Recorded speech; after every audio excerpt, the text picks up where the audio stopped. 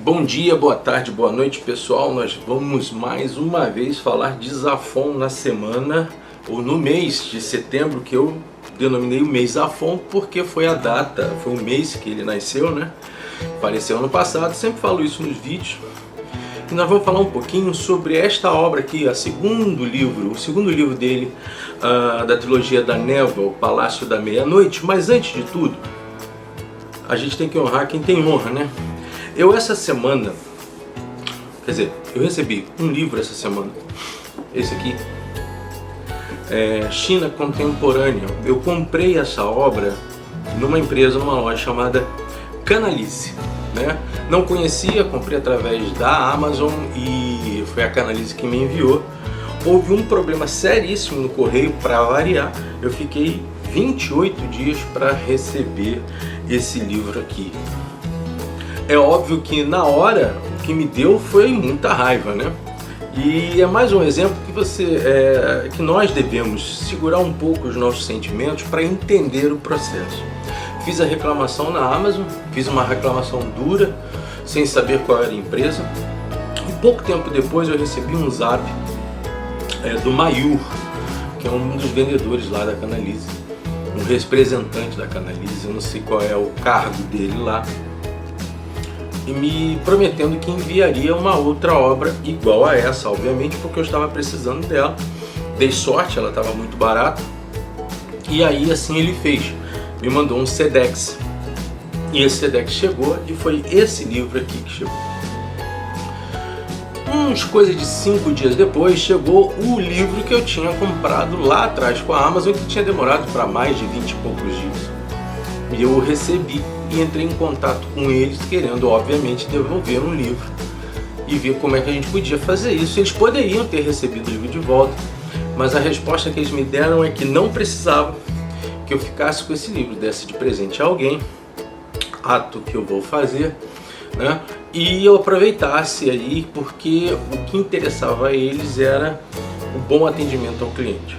Nesses dias, e deixo muito claro, eu não tenho nada com a Canalise, eu não tenho nenhuma ligação profissional com a Canalise, não recebo nada da Canalise, mas eu acho que vale a pena, nos dias de hoje, onde as pessoas são desrespeitadas, onde as pessoas são colocadas apenas como números, vale a pena a gente levantar a bola de quem age de forma ética, age de forma honesta, age de forma transparente.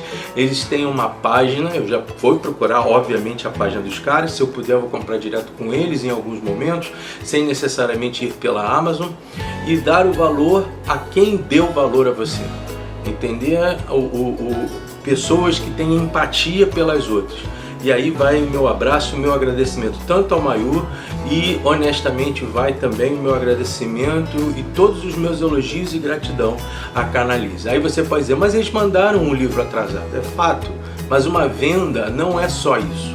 Venda é relação, venda é sentimento. A minha área também, que eu atuo também no campo do marketing, né? Venda é relação, venda é sentimento, venda é entrega, é interpretar o outro, entender o outro e surpreender o outro. E, pasmem, nos dias de hoje, ser bem tratado acaba sendo uma surpresa para nós. Então, pessoal da Canalise, Mayur, na pessoa do Mayur, muito obrigado. Espero poder comprar mais coisas com vocês. Valeu mesmo, gostei, tá? Gente, aqui nós estamos hoje com o Palácio da Meia-Noite, um segundo livro que agora eu percebi foi um livro feito por Zafon. Ele já diz aqui em Los Angeles, ou seja, para mim sinceramente, ele só vai escrever o primeiro livro dele fora da Espanha, As Luzes de Setembro, é o terceiro livro da trilogia. Até então pensava isso, mas não é verdade. É esta obra aqui, e agora já tem gente dizendo que a primeira obra dele ele também escreveu já nos Estados Unidos. O fato é que o Zafon sempre vai se utilizar de personagens impressionantes, personagens que têm uma áurea de muita sensibilidade, Os próprios, digamos assim, vilões dos seus livros são enigmáticos, nos prendem, nos trazem algumas interpretações muito claras, e aqui se tem interpretações claras com relação à vida, interpretações claras com relação às dores. Os sentimentos nos livros do Zafón normalmente são bem aflorados, aquela coisa latina dele, misturada com a competência publicitária que ele possuía no campo da comunicação, e muito inteirada, primeiro, em todas as obras dele, muito inteirada ao universo dos livros, a paixão que ele tinha pelos livros, como ele trabalha bem esses elementos todos literários, como ele se envolve com esse processo e nos envolve nos processos das suas tramas. Isso vai fazer com que todos os caminhos do Zafón sejam caminhos muito limpos, né? Esse primeiro livro aqui, que vai contar uma história fora daquela região da Barcelona, de Zafón, da Espanha, uma história distante daquela região toda. Não é como foi em Marina, como foi em Marina, em Sarriá. É uma história totalmente voltada a uma região da Índia, a cidade de Calcutá, e o universo da teogonia hindu está aparecendo nesta obra como uma espécie de predecessores do processo, uma situação bastante forte, num grande desastre. O núcleo do filme começa, do livro. Eu sempre falo filme quando eu estou falando do Carlos Ruiz Zafón, porque eu acho que isso tudo deveria virar filme. A competência do Zafón em criar tramas que poderiam ir para a telona, para mim, fica muito clara, e ele não quis. Eu sempre falo isso, ele não quis. Vamos esperar e torcer para que alguém mova a cabeça de quem está administrando hoje a doação, né, toda a herança literária que o Zafón nos entregou, para que essa pessoa possa ser convencida a trazer algumas obras para a telona. E eu tenho visto muitas séries espanholas de uma competência muito grande. Então eu acho que se eles conseguissem pegar uma obra dessas ou levar para, por exemplo, essa obra pode ser levada para a telona mesmo, ser um filme, mas por exemplo a quadrilogia dos Cemitérios dos Livros Esquecidos poderia virar uma série. Eu acho que isso vai ser uma experiência exitosa para todos nós. Mas voltando aqui, ele está falando então em Calcutá, e começa a partir de uma perseguição. Logo nos primeiros capítulos há uma perseguição a um certo tenente inglês, que é o Tenente Peake. E por que é um tenente inglês? Porque tudo isso está acontecendo em 1916, e o enredo da história mesmo, propriamente dito, no futuro seria em 1932. Ou seja, é uma Índia britânica, é uma Índia colônia da Inglaterra. Então você vai ter sempre algumas relações voltadas ao projeto ou à visão dos indianos acerca da possessão deles por parte da coroa britânica, as revelações dessa antipatia, essa atmosfera de antipatia que existiam entre eles, mas que também vai trazer sempre, como todos os outros livros, como aconteceu no Príncipe da Névoa, como vai acontecer em Marina, como vai acontecer no Jogo do Anjo e os outros 3 livros que o sucedem, sempre com os aspectos de pessoas que estavam na sarjeta, que de uma hora para outra enriquecem e que por aí começam a demandar as suas ações no meio da sociedade, agora não mais da Barcelona, mas sim na sociedade de Calcutá, que é a cidade negra. Logo no início se conta a lenda de Calcutá e como ela se tornou, por uma questão de posicionamento dela diante dos deuses, como é que ela se tornou uma cidade negra. E vai falar inicialmente da vida do Lahravaj Chandra, que é o pai de 2 meninos, de gêmeos, que é o Ben e a Sher, tá certo? Ben e Sher são irmãos gêmeos, e o inimigo dentro desse processo, o vilão desse processo, talvez seja o espectro de um alter ego que você tem ao seu tempo. Eu vou falar um pouquinho sobre ele, você vai compreender isso lendo. Eu vou fazer de tudo para não dar para vocês nenhum spoiler, tá ok? Então você tem o Ben e Sher, que em 1916 são resgatados de um certo tenente depois da morte da sua mãe por conta de um vilão contrário aos seus pais. Ou seja, mais uma vez uma questão familiar, um inimigo metafísico e uma ondulação de tramas e de mortes logo no seu início. A gente tem aqui então, logo de cara, a explosão de um trem com o próprio pai dos dois e mais 300 e poucas crianças, e aí você tem de novo a inserção de coisas que acontecem em quase todos os livros do Zafon, que são os sonhos, elementos de sonhos que na verdade são avisos obscuros de situações que cada um dos componentes ou personagens terão que passar. Então você vai ter sonho no Príncipe da Névoa, você vai ter sonho em Marina, você vai ter sonho depois no Jogo do Anjo.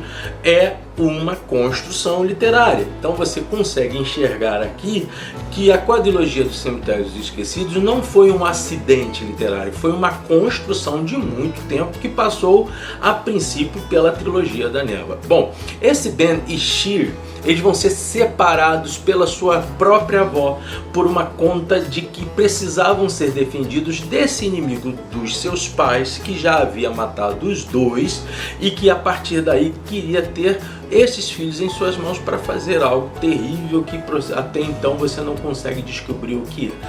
Eu queria dar uma dica. Se você já leu O Grande Gatsby, ou se você viu It, ou Goonies, ou Stranger Things, ou Harry Potter, você pega o personagem do Gatsby, Nick Carroll, você tem, principalmente em Nick Carroll, aquele é o Ben desta obra. Quem é o Ben? O Ben é um dos amigos o Ian, perdão, ele é um dos amigos de Ben que vai ser separado de Shir. Shir vai ficar com a sua avó, a avó do próprio Ben, sem que eles saibam, eles são recém-nascidos, e o Ben vai ficar num certo orfanato, onde ali quem toma conta vai ser o Dr. Thomas Carter, que é o responsável da conversa inicial com a própria avó do Ben em responder a ela um pedido, e ela diz exatamente dos riscos que este garoto poderia estar passando. Eu acho que o nome da avó dele é Ariane, agora eu não me lembro exatamente o nome dela, não me passa aqui o nome dela definitivamente. É ali naquele orfanato que ele vai crescer ao lado de 6 outros amigos, que é a Isobel, a moça do grupo, mais o Seth, o Siraj, o Michael e o Roshan, ou Michael, já que você está falando, para mim é Michael, porque você está falando na Inglaterra, na Índia britanizada, então a tendência ali é que fosse Michael. Esse grupo vai ser chamado do Showbar Society Calcutta. Por isso que ele tem algumas aderências ao Stranger Things, alguns, inclusive Goonies, para quem nunca viu, está passando na Netflix, não perca, adoro os Goonies, e você vai ver artistas que hoje estão brilhando na tela como adultos e que naquela época foram um fenômeno de vendas inesperadas na mão do Steven Spielberg. Super 8 também, que é um outro filme do Spielberg, que trabalha também com garotos, lembra um pouquinho, só que aí sob uma forma muito mais próxima a Stranger Things do que propriamente o enredo que o Zafon está colocando aqui no Palácio da Meia-Noite, mas um enredo onde tem garotos que tentam resolver esquemas misteriosos, sejam eles metafísicos, espirituais, ou então sejam espíritos, ou no caso do Super 8, como do Stranger Things, experiências alienígenas, né? Então também tem essa participação e esse alinhamento. A única diferença de tudo que eu falei, tirando claro o Grande Gatsby com o Nick Carroll, é que o Palácio da Meia-Noite foi escrito antes de todas essas outras obras que eu disse para vocês, inclusive a própria obra do Harry Potter, por conta das questões de aproxima Harry Potter a esse livro, por conta das questões de certas manifestações de maldição ou de busca do mal contra crianças herdeiras do bem e por aí vai. Voltando ali, esse grupo Showbar Society, ele tem um pacto de amizade, onde para cada um que entrar no clube tem que falar de algo que passou, um segredo que ninguém pode revelar a outras pessoas. Isso deve ficar guardado dentro do clube, e eles também conversam historinhas de terror, essas coisas todas de adolescentes que vão crescendo ao seu tempo. Quando o Ben vai para o orfanato, ele vai bem pequenininho, e esse Dr. Thomas Carter vai ser sempre aquele personagem do Zafon que é, por exemplo, você vai ver isso no pai da Marina, você vê isso no avô adotivo do Jacob ou do Ryan, depois aqui em Príncipe da Névoa, você vai ver dentro da grande família de livreiros que está aqui no Jogo do Anjo, o velhão que começa a tomar o Samperi avô, que começa a tomar conta do pai, e depois também reserva essa espécie de energia de proteção ao seu neto. Sempre um ancião que consegue meio que defender um pouco aquele pequeno herói que precisa ser protegido de males, mas que não consegue impedir o fato de que esse pequeno herói vai ter que realmente lutar contra o mal que há por vir com ele. Então você tem esses personagens muito claros também aqui dentro do Palácio da Meia-Noite. Há uma certa pequena descrição da cidade de Calcutá, não como ele fez em Jogo do Anjo ou mesmo em Marina. Até agora, dentro dos livros dele sobre a trilogia da Névoa, eu não vi nada que se refira a situações bem detalhadas das cidades, e você tem a de colocar alguns senões nessa situação por dois motivos básicos. Primeiro, porque ele está iniciando o projeto literário dele. Segundo, porque ele está escrevendo para um grupo de leitores em idades diferentes daqueles que vão ler A Sombra do Vento, ou até os mesmos, só que 5, 6, 7, 8 anos mais velhos do que quando leram essas obras que aqui estão, tá? Aqui, em todos esses elementos, você vai ter sim a exposição do terror, você vai ter a exposição dos aspectos fúnebres, e principalmente você vai ter na sua mão o vilão chamado Jawahal. Existe um alter ego vilão sobre um aspecto de fênix, a coisa do fogo. Ela é muito bem colocada no filme todo, no livro todo. Você não consegue fugir dos aspectos mais voltados a esta situação de um certo elemento maligno, inexpugnável, invencível e eterno. Para que a gente comece a entender um pouquinho sobre, por exemplo, Thomas Carter, que é esse personagem, digamos, o paizão desse grupo, eu gostei muito do que, para variar, aqui continua tendo essa capacidade do Zafón em escrever frases impressionantes e interessantíssimas, né? Então você vai ter aqui, ano após ano, desfilavam diante dele os rostos entrecitados e apavorados dos meninos que a lei logo colocaria fora da sua influência e da proteção da instituição. A vê-los cruzar os portões de St. Patrick's, Thomas Carter acostumava comparar aqueles jovens a livros em branco, em cujas páginas ele tinha o encargo de escrever os primeiros capítulos de uma história que jamais teria ele direito de terminar. Olha, mais uma outra característica que é colocada aqui ao Thomas Carter. Thomas Carter deu aulas de literatura, história, aritmética com eficiência altaneira do especialista em nada e entendido em tudo. A única matéria que não dominava e que nunca foi capaz de transmitir aos seus alunos foi a arte de dizer adeus. Ou seja, ele dispõe nessa frase o amor, o carinho, a entrega de um homem que era abnegado por esses meninos e tinha sobre eles não apenas uma tutela, mas um amor definitivo paternal, digamos assim, um amor de avô, e que vai ser o protetor do bem até que o bem chegue aos 16 anos. Por que até que o bem chegue aos 16 anos?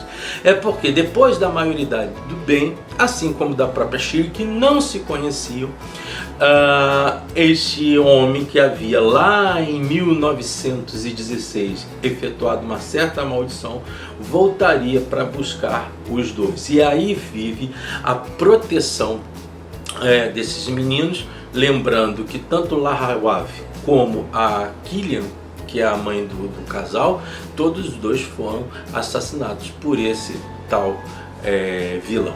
O fato que fica então, que eu deduzo dentro da obra, é que, primeiro, há sempre, como em todos os livros do Zafón, há sempre um local muito semelhante à livraria do Cemitério dos Livros Esquecidos, do qual os Semperes aprenderam, pegaram os seus livros lá e acabaram por guardá-los, e ter ali naquela região, uma região que, ainda que tenha a sua estrutura material, ela é cheia de embalos espirituais, metafísicos, sentimentos, sonhos e por aí vai.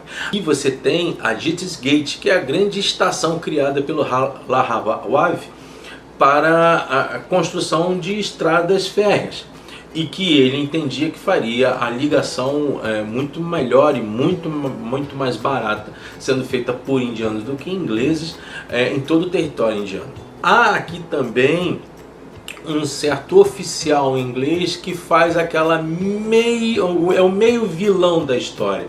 Como em todos os livros do Zafón, tem sempre um vilão mais no campo espiritual, mais nebuloso, e o outro um vilão do dia a dia, um vilão que representa, inclusive em boa parte, o lado negro da dominação inglesa, que ao mesmo tempo que trouxe tecnologia, trouxe muita dor para os indianos na sua época, e esse cara é um fora da lei dentro do exército inglês e comete um erro tão grande, tão dilacerante para a sociedade indiana que ele mesmo perde o cargo. Então você vai ter aí ligações do pai do Chandra com, eu prefiro falar Chandra porque esse tal de Lavawaj vai entrar direito. O Chandra, ele acaba tendo uma ligação com esse oficial, e você vai ter aí esses enredos comunicados. Mas a Gita's Gates é justamente um local espiritualizado, e o Palácio da Meia-Noite também é um outro local perto do orfanato onde esse grupo Showbar Society se reunia. Então você tem também dois locais, inclusive a própria casa do pai, tanto da Shir como do Ben. Ele também é um espaço que transita sobre as ordens ou das famílias, das casas e locais parecidos com o cemitério dos livros esquecidos, aquela biblioteca. Então o Zafón tenta trabalhar isso também com bastante criatividade, e ele é assertivo. Há um certo movimento do livro em que quando os meninos começam a ter que se comunicar entre eles, já que é um grupo, se você não tiver atenção você pode se cansar, mas dá uma compreensão muito forte nele quando o final da obra vai acontecendo, e tem uma situação ligada às questões das caixas que como o próprio livro também demonstra, é uma manobra, uma estratégia de xadrez espetacular dentro do contexto literário que o Zafón tenta nos construir. A figura da Cher, que é a irmã do Ben, é uma figura muito doce, é uma menina doce, que nunca pôde conhecer ninguém, que teve a proteção da sua avó durante muito tempo, que nas mãos da sua avó ela se sentiu completamente fora da sociedade, não tinha amigos, os seus conhecidos sempre eram pessoas mais adultas, mas ela não sabia que ela estava sendo protegida de uma ameaça também mortal, tá certo? Então, um livro que vale muito a pena para ser lido, gostei muito dele, talvez seja, pelo que eu estou vendo, ele é o maior da trilogia. Tem uma outra frase aqui que para mim ela é impressionante, eu deixei marcado aqui. Quando ele vai falar sobre família, né? O Jawahar sorriu paternalmente. Existem duas coisas na vida que a gente não pode escolher bem. A primeira são os inimigos, a segunda a família. Às vezes a diferença entre uns e outros é difícil de ver, mas o tempo ensina que, afinal das contas, suas cartas sempre poderiam sido piores. A vida, meu filho, é como a primeira partida de xadrez. Quando você começa a entender como as peças se movem, já perdeu a partida. Claro que isso fala de um vilão que tenta menosprezar o bem ou tenta dar uma informação mais dura para um garoto ainda muito novo, que tem todas as suas esperanças diante de alguém que perdeu por completo a necessidade de vida da forma como você e eu desejamos ter. Não posso fazer qualquer outro tipo de fala dentro do livro, porque senão eu vou arrebentar com você, porque eu vou dizer o seu final. Lembre-se que sempre o Zafón, por mais que ele esteja comprometido com os seus leitores, ele está comprometido muito mais com o sentido de que cada livro, ele, ao tentar escrever e ao escrever, ele tenta então entregar para nós como mensagem. De novo, é um livro cheio de mensagem de vida, é um livro que estabelece elementos familiares também tão fortes quanto qualquer um dos outros dois livros que se passaram, que também é uma outra costura literária, uma costura de identidade do Zafón dentro de todas as suas obras, quer dizer, sempre ter famílias fortalecidas, unificadas dentro das tramas de amor, de ódio, de perda, de ganho. Ele vai trabalhar isso com muita criatividade e ao mesmo tempo com outra dose de excelência. Então você esteja preparado para ler um livro muito sincero nos sentimentos, muito sincero na sua argumentação, muito sincero na sua construção e muito sincero no seu final, que vale a respeito da personalidade de Zafón em Olhar a Vida. Muito bom. Senti falta aqui, você não tem aqui aquele personagem como o Fermín no Jogo do Anjo, ou como na própria Marina, algumas questões engraçadas que acontecem no livro. Este livro, ele me parece ele ser mais tórrido, mais nebuloso do que Marina, menos do que o Príncipe da Névoa. Pelo menos eu penso assim. Mas se você me disser qual dos dois livros, Príncipe da Névoa ou o Palácio da Meia-Noite, você prefere, eu prefiro o Palácio da Meia-Noite, mas não deixando o Príncipe da Névoa para trás. Lembrando que o Príncipe da Névoa, esse livro aqui, ele foi o primeiro que deu o prêmio EDB para o nosso querido Zafón. Eu acho que foi em 1993 esse, 95 outro, e As Luzes de Setembro, que é o próximo livro que a gente vai estar lendo, que também se passa a partir, iniciando num ambiente parisiense, é o próximo livro. Eu acho que foi em 97, 93, 95, 97, 99 e por aí vai. Tá certo, gente? Uma coisa eu queria deixar para com vocês: curtam o canal, participem com a gente, estejam com a gente começou faz pouco tempo, o crescimento está sendo agradável, não existe aqui nenhuma intenção de sucessos digitais, nada disso, mas principalmente criar uma cultura de leitura. Estou pensando em semana que vem, hoje eu estou completamente atemporal, né? Em semana que vem ainda tentar achar, ainda que seja o livro digital, A Cidade a Vapor, que é a única edição, Suma das Letras, é o único livro do Zafón que vocês ainda não editaram. Está editado pela Planeta, eu já tive livros da Planeta editados aqui também, da trama do Zafón, mas poxa, tá na hora de trazer logo essa Sombra do Vento, senão eu vou comprar a edição portuguesa ou espanhola, hein? Veja lá e não me deixem na mão. Mas curtam o canal, participem com a gente, estejam conosco e vamos estar lidando com estas ações todos juntos. Para mês que vem eu estou pensando em trabalhar um outro livro maravilhoso, não do Zafón, mas que fala de cidades, fala de garotos, e ainda tem o livro do mês. Mas antes de tudo, nós estaremos conversando sobre As Luzes de Setembro. Gente, muito obrigado por estarem conosco. Como eu sempre digo, supere-se, aprenda mais, ler é bom, virando as páginas. Até domingo que vem. Um abraço!